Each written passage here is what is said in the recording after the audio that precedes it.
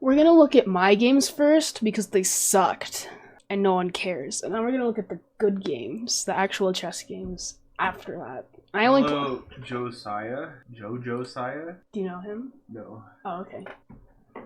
Why does he know that? I don't know. Okay, I only got to play 3 games because The game for the buy. I got a full point bye in the first round, and there was no one there to play an extra game with me, so that really, really sucked. But then in round 2, I got to play Brian Wall. The Brian Wall. The Brian Wall. Is that the Brian Wall? Oh my god. Okay. So I'm not too pleased with this game, but I played okay. Camel Pog. Hello. Self-service. Oh, you're Jose. This is like what Brian plays everything, so this is one of the only things he could play that won't get like a really crazy sharp game against me. So that was fun because I'm not 22 plus 5. Yeah, that means it's 27, but it's actually 22 plus 5. Thanks for this, Pavlikic and Sherman COS. Who's that? So, this is what I wanted to play, but you were afraid. I was afraid I wouldn't remember the shit because it gets crazy sometimes.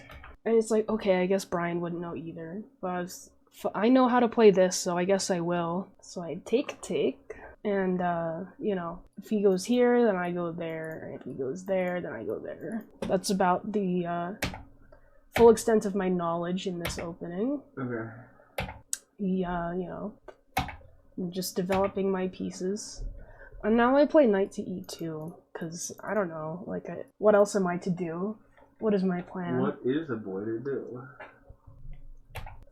Okay, he develops piece, and he said that it was annoying that I wasn't playing a3 or c3. Because his bishop wants to be here, But so, like, why am I gonna help him? He wants you to kick it. Yeah, so I'm, like, purposely not doing that.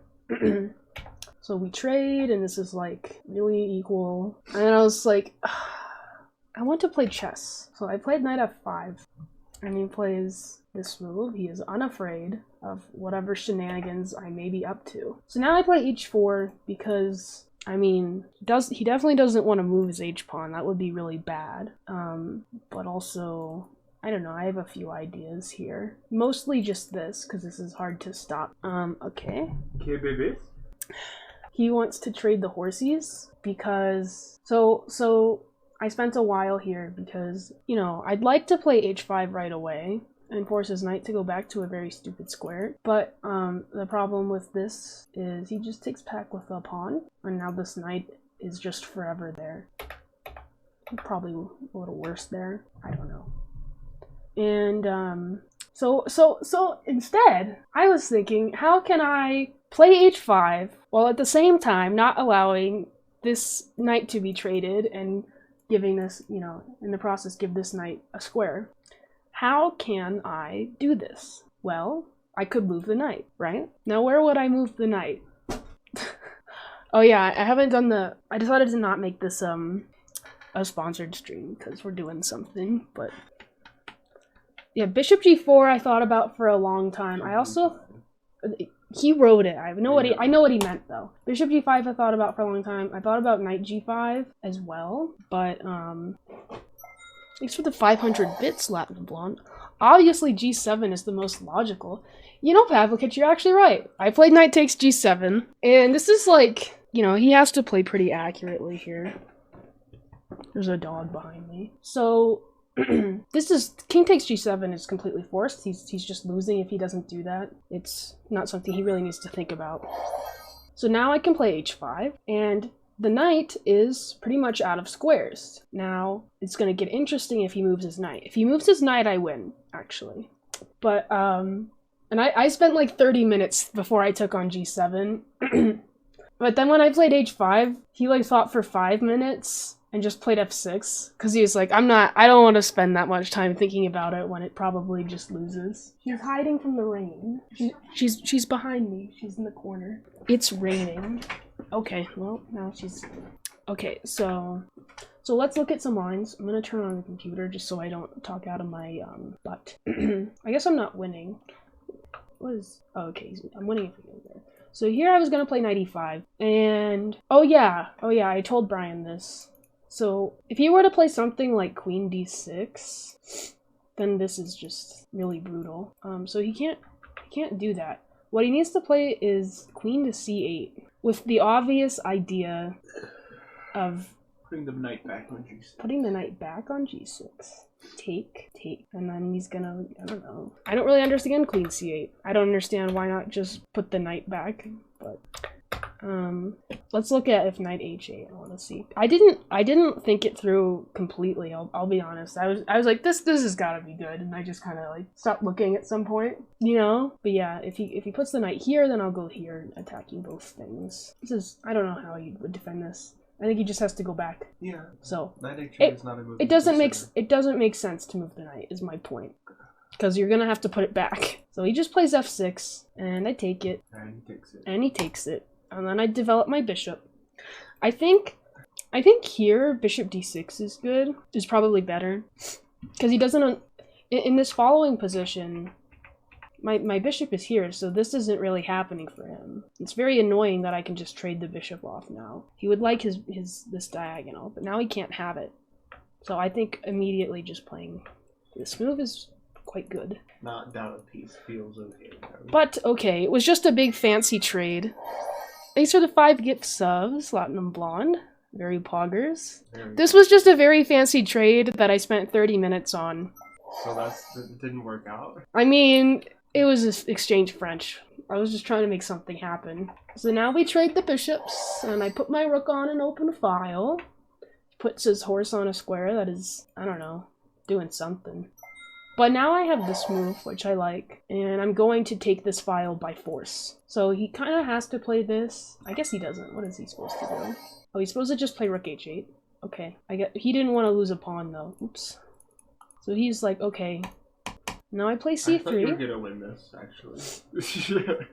I tried. Like, you got this end game, it's like, this is good. It is good. Like, I'm the only one who's playing here. He said he was just pretending like the game was still going at this point.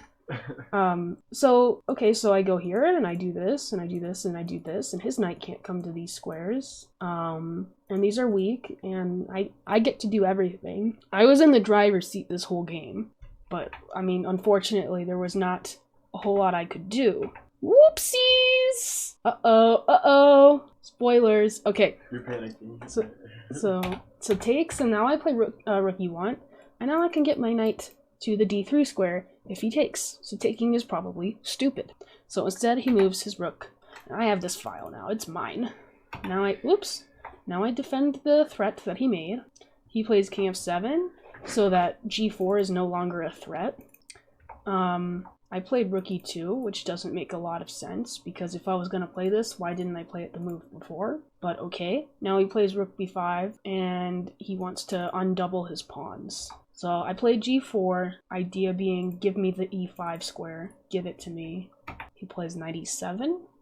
And now I continue to just forcefully take the e5 square. He's still just trying to get out of this shitty pawn structure. Take. And, you know, this is like a dead draw. This is a dead draw, but I at least have some ideas here, and he does not. So, okay, knight d7, and his king is tied down to his knight. And there are possible forks. His pawns are a lot weaker and looser than mine. So king f7. He can have a draw here if he wants it. He can just go back. And so we're pretending like the game is still happening and that we're still playing chess when it's a draw. But yeah, he has to go to f8 if he wants to not do this immediate perpetual. Because, I mean, this is, well, for one, there's this. And, yeah. And, yeah. And then if here, maybe, what do you think, Daniel? I had a thing I was gonna do in the game. I don't remember what it was though. It's a draw. It's a draw, but anyway, we kept playing for a little while, and so here. Brian said that was a mouse. I mean, what's his name, Barney? Oh yeah. So here I had like the opportunity to lose. If I take here. Yeah, like, yeah, that was the trap. Whoa! But actually, this is a chess. Yeah. So then I would lose, actually. So I did not do that. Instead, I saw one move ahead, and I just, oops. just moved my king. So now it is a threat. This is Sarah versus Brian Wall. Brian Wall is black. Sarah Herman is white. Can you show your game versus rec? Why? I mean, I will. Yeah. But goddamn. We're gonna get to that. Okay, rook e4. Rookie cookie. I mean, like, I could play f4 if I want to. But there's what's the point? I just trade the knights and it's a draw. He doesn't take it. I want to see how and many then wins you missed. And then I offered a draw. Is this the trolling that you were talking about, Ava? See, this is more apparent trolling. This one's obvious. You don't troll the chat. I mean, sometimes you say you just joke around. Yeah. It's not trolling. But yeah, the graph is pretty. You can't see that. I know. It's like a straight line, except for when I took on g7. And I was like -1 if he plays bishop d6, I think. Or I mean, after taking.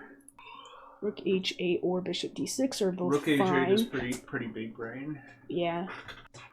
But okay, that was that game. It was a draw. And then it was a draw, and then it was a draw. And then it continued to be a draw. It wasn't losing, it was -1.